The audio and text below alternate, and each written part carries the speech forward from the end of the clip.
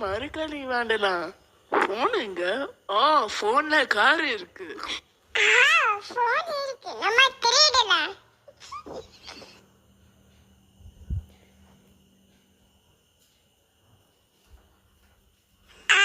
கார்ல போன் இருக்கு, நம்ம எடுக்கலாம்.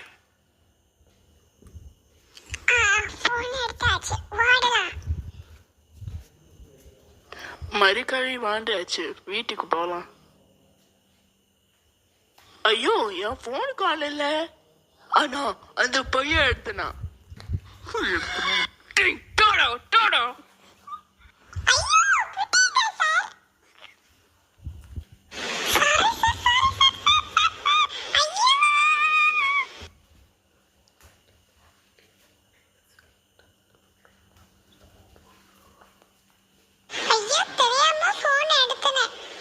ஐயோ, ஓடிட்டான்.